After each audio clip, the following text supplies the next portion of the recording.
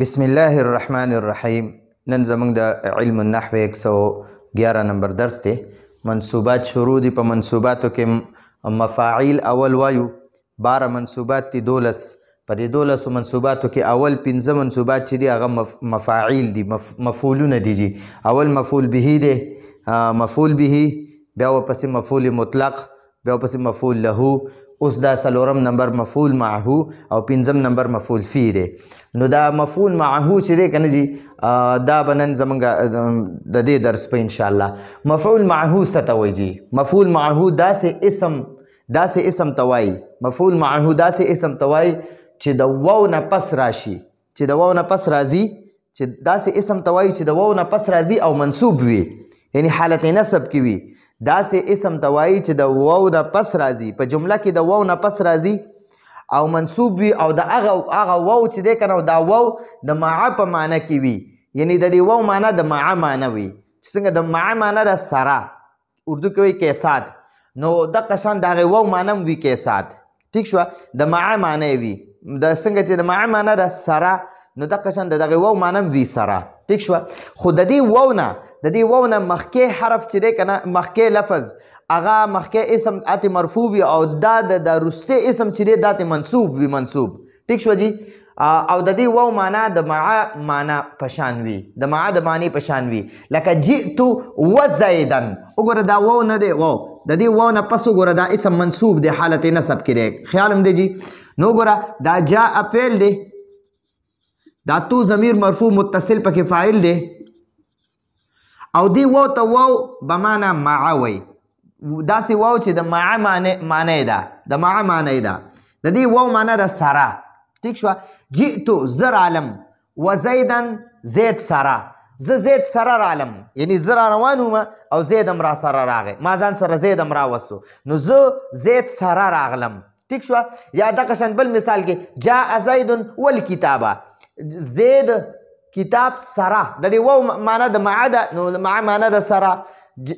زید کتاب سره، یا زید سره د کتاب راغی، زید سره د کتاب راغی، یا زید کتاب سره راغی، زید کتاب سره راغی. ټیک شوه؟ یا دغه شان جاء البرد والجبات، جاء البرد یخنی راله، والجبات جوبو سره، هغه غټ غټ جوبې خلک اچولي، هغه جوبو سره. یا داسې ګورئ خرج ماجدون، ماجد ووتو، والحقیبته بیگ سره، بسته نه ده بستې سره. ټیک شوه؟ نو ګوره د دې واو معنی وي سره، د دې واو معنی څه وي؟ د مع معنی وي. نو دې ته په ترکیب کې وایي واو بمعنی مع، خو دا په ترکیب کې څه نه وي. ښه؟ او زیدن دته مفعول معه وی. ټیک شو؟ مفعول معه، مفعول معه. ټیک شو؟ نو ګوره مفعول معه د واو نه پس راځي او منصوب وي، او د ده نه مخکې بل اسم چې دی هغه په هر حالت کې راتلی شي. نو فعل د خپل فاعل او مفعول معه سره، دا واو پکې اسم نه ښه، د واو معنی صرف د معنی په شانتي وي. کومه معنی چې د مع ده، د مع معنی ده کیسات اردو کې، او پښتو کې وایي سره. نو ګورئ جئتو زه رالم، وزیدن زید سره، زه زید سره رالم، زه زید سره رالم. ټیک شوه؟ زید راتلو زه م ورسره رالم. ټیک شوه؟ نو فعل د خپل جاء فعل دی، دا تو پکې ضمیر مرفوع متصل فاعل دی، او زیدن مفعول معه دی. دا واو بمعنی مع، دی واو ته وایي بمعنی مع، واو بمعنی مع. نو فعل د خپل فاعل او مفعول معه سره جمله فعلیه خبریه شوه، جمله فعلیه خبریه شوه. ټیک شوه جی؟ دغه شان او بل مثال جاء فعل دی، زیدن فاعل دی.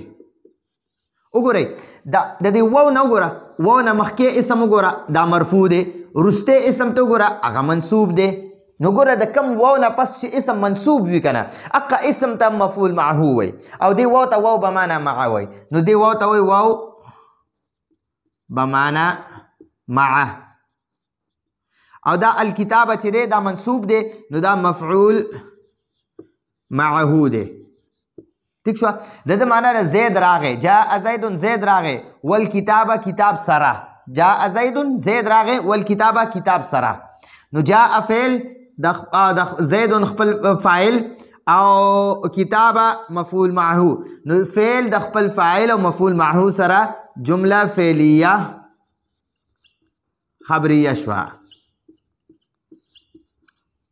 ٹھیک شو دی دغه شان جاء البرد برد یخنی ته وایي یخني راله والجبات جبو سره غټې غټې جوبې چې خلکو په د یخنۍ کې اچولي هغې جبو سره یخني راله ټیک شوه نو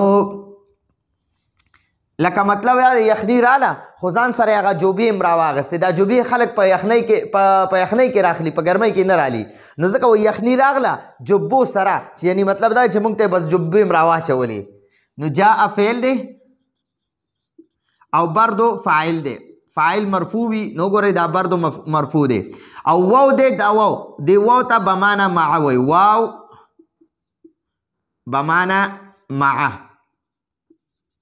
خو دا په ترکیب کې څه نه وي او جبات دا منصوب دی ګورئ جباتو دا مرفوع دی او منصوب هم جباتی وي او مجرور هم جباتی وي ښه نو جباتی دوانه یو شانته وي نو دا منصوب دی جی نو دا جبات پکې دا مفعول معه ٹھیک شو جی نو فعل د خپل فاعل او مفعول معه سره جمله فعلیه خبریه شوه ٹھیک شو خرج ماجد ماجد اوتو خرج معنی د اوتو نکلا ماجد نکلا والحقیبت ها دا ما حقیقتا لیکلے دا دے حقیبتا والحقیبتا حقیبہ بیک تا وی بستے تا وی بستے سرا ٹھیک شو نو خرج دا فعل دے او ماجد فاعل دے دا واو بمانا مع واو بمانا مع او الحقیبه دا بستی ته وایي بسته نو حقیبه چې دی دا مفعول معه نو فعل د خپل فاعل او مفعول معه سره جمله فعلیه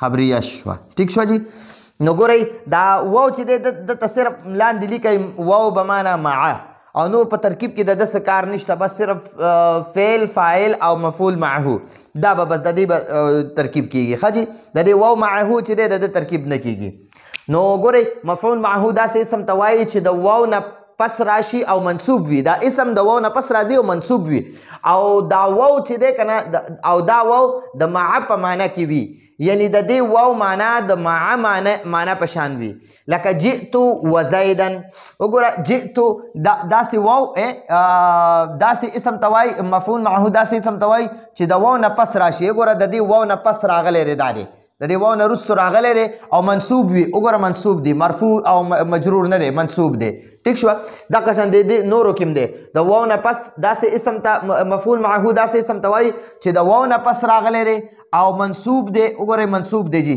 دې ته وګورئ دا منصوب دی ٹھیک شوه او د دې واو معنا د مع معنا ده جاء البرد والجبات ٹھیک شوه دغه خرج ماجد والحقیبة زید وتلو بستی سره والحقیبة حقیبه بستی ته وایي او د واو معنا ده سره دا واو د مع معنا کې دی نو د دې د مع معنا ده سره نو د دې واو معنا به هم کې سره ٹھیک شوه نو ګورئ د دې واو نه وروستی اسم وګوره دا مرفوع دی او مخکې د ده نه وروسته چې کوم ګوره مخکې اسم ته وګوره دا مرفوع دی او وروستی اسم ته وګوره دا منصوب دی نو ګورئ چې کله د واو نه مخکې اسم یو شانی او وروستی اسم بل شانتی وي نو دغه ته به بیا ګورئ دغه واو به بدل وي او چې کله د واو نه مخکې اسم او وروستی اسم دواړه یو شانتی وي د واو نه مخکې اسم چې څنګه وي د دې واو نه وروستی اسم هماغه شانتی نو هغه واو ته بیا واو عاطفه وي ټیک شو هغه واو عاطفه وي خو دا واو معیه دی دې ته واو معیه وي ټیک شوه نو دا د دې واو معینه مخکې اسم یو حالت کې وي او وروستی اسم ته منصوب وي، وروستی اسم ته منصوب وي. نو دا زمونږ د مفعول معه درس راتلونکي درس پر اجازت غواړو. هذا هو المرام والله اعلم بحقیقة الكلام.